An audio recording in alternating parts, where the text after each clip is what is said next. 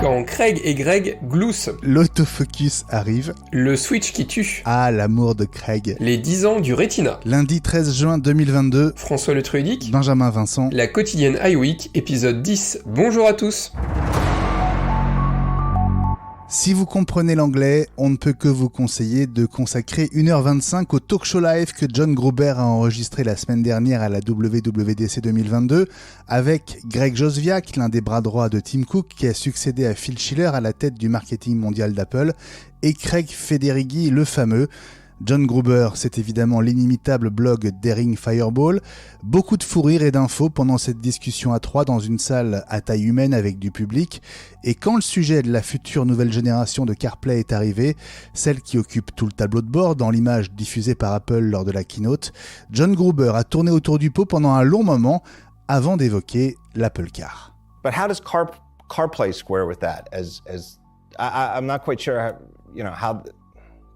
how does that work at Apple, where you're known for building the whole widget? And as far as I know, nobody's ever even suspected that you're building your own car.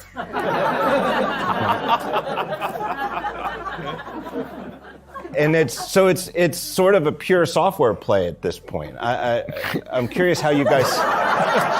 You got a snort out of Jaws there. Yeah, you're gonna snort shit.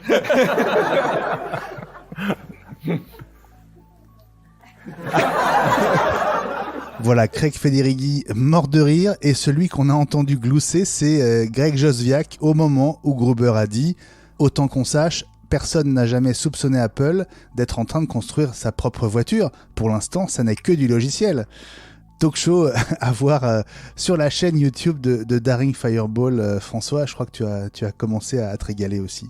Ouais, j'ai regardé un petit bout, surtout la partie sur l'Apple Car, et comme tu l'as dit, on sent vraiment qu'il tourne autour du pot, qu'il sait pas trop comment poser sa question, et les deux autres en face sont morts de rire.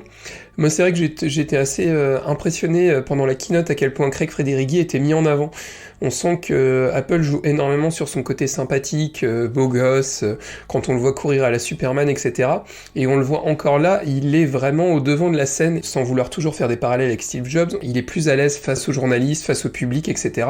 Alors que Tim Cook a sans doute un caractère beaucoup plus réservé, beaucoup plus intime. Quand on a vu l'interview avec Mouloud Achour, par exemple, que vous avez évoqué vendredi dans la quotidienne, voilà, c'est des caractères vraiment différents, et on sent qu'il y en a un qui est là pour faire le show, et c'est toujours assez sympa, et je trouve qu'ils le font bien, enfin il le fait bien, et il joue vraiment sur cette corde-là, et ils ont raison, parce qu'il a un capital sympathique qui est très important, et on le ressent encore sur ses interviews, sur la vidéo. N'hésitez pas à aller les regarder, c'est vraiment très sympa. À propos de l'iPhone 14 dont le lancement doit intervenir en septembre, on s'est beaucoup focalisé sur les capteurs photo-vidéo principaux à l'arrière. Ils devraient passer de 12 à 48 mégapixels, entre autres évolutions. Mais le capteur avant devrait lui aussi changer assez radicalement. Ming-Chi Kuo évoque même le changement le plus important depuis des années selon lui, avec une nouvelle lentille 6P au lieu de 5P et l'ajout de l'autofocus au lieu du capteur actuel, François, à focus fixe réglé sur l'infini. Qu'est-ce que ça peut changer ? En fait, le principe de l'autofocus, on rappelle, c'est la mise au point. Donc là, en fait, l'appareil photo actuel, il a une mise au point vers l'infini, c'est-à-dire qu'à aucun moment, il va essayer de faire la mise au point. Il est programmé, en fait, pour toujours avoir une zone de netteté à l'infini.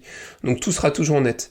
Là, l'intérêt, c'est quand on va commencer à travailler sur les couches de personnes, c'est-à-dire, par exemple, avoir un arrière-plan flou, avec ce nouveau capteur, vous allez pouvoir le faire. Moi j'y vois une similitude aussi avec ce qu'Apple a présenté avec le nouvel écran de verrouillage où tu sais Apple travaille énormément sur l'aspect des couches. Voilà, vous pourrez vous amuser en fonction de la netteté à mettre l'heure au premier plan ou pas, etc. Je pense qu'Apple joue énormément là-dessus aussi. Tout ça peut se faire de manière software derrière avec les Neural Engine, l'intelligence artificielle, mais c'est vrai qu'historiquement en photo ça se fait avec la gestion de la mise au point. Et je trouve ça plutôt intéressant qu'Apple travaille aussi là-dessus, et c'est vrai que le capteur avant il est quand même pas ouf. Alors maintenant tu vas me dire toujours pareil, avec Ventura on pourra utiliser le capteur arrière de son iPhone pour fonctionner. Maintenant on va pouvoir aussi le faire du coup grâce à la caméra avant de l'iPhone, et ça c'est plutôt cool. Le passage de la réalité virtuelle à la réalité augmentée pourrait être l'une des grandes nouveautés et l'un des atouts majeurs du casque Apple. Et c'est vrai qu'on parle d'un casque de réalité mixte. Ça veut donc dire, François, coexistence des deux modes, avec sans doute des passages de l'un à l'autre, peut-être même une superposition des deux modes, augmenté et virtuel. Oui, alors ça reste le grand mystère. C'est vrai qu'on a été très déçus par la keynote parce que du coup Apple n'a rien annoncé de ce côté-là.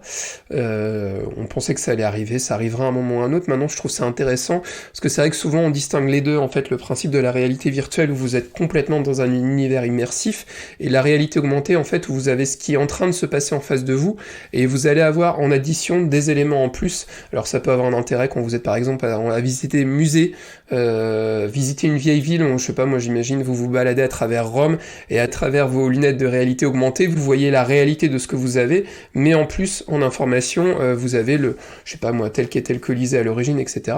Ça va arriver, maintenant, on est sans doute plutôt parti pour l'année prochaine, je pense. Ouais, effectivement, on est toujours sur le deuxième trimestre 2023, et alors Ming-Chi Kuo évoque déjà une V2 de ce casque pour fin 2024, et elle arriverait en fait en même temps que les fameuses Apple Glass, ces lunettes qui sont destinées à terme à remplacer l'iPhone. Craig Federighi encore parle d'un acte d'amour à propos du nouvel écran de déverrouillage d'iOS 16, interview avec Alan Dye de TechRadar. J'ouvre les guillemets, nous avons vu dans iOS 16 une véritable occasion de nous concentrer sur cette partie qui avait vraiment évolué lentement au fil des années et qui n'avait jamais eu droit à un tel bond en avant. Et donc nous avons vu grand, quelque chose de très Apple et aussi de très personnel. Cette année, c'est un acte d'amour. Est-ce que tu te sens aimé par Craig, François ? Ah, grave. Surtout avec sa belle coiffure. Non, je t'avoue que quand j'ai lu l'article, j'ai trouvé que c'était un peu too much. Acte d'amour, faut peut-être pas pousser non plus, on parle que de l'écran d'accueil de l'iPhone. Bref, c'est vrai que ouais, je pense que effectivement tu fais le geste, je pense qu'il avait dû fumer un petit peu avant de faire l'interview, mais bon, bref, peu importe. Non, c'est vrai que ce qui est intéressant, c'est une vraie évolution, parce que l'écran de verrouillage de l'iPhone avait vraiment très très peu évolué depuis l'origine, la localisation de l'heure, etc. Et Apple nous imposait des éléments. Alors je l'ai tweeté pendant la keynote, c'est vrai que quand j'ai vu les premiers éléments, ça m'a rappelé un peu le principe du jailbreak, tu te souviens ? Moi je me souviens avoir jailbreaké mes iPods, pas mon iPhone, parce que j'étais un peu trop heureux.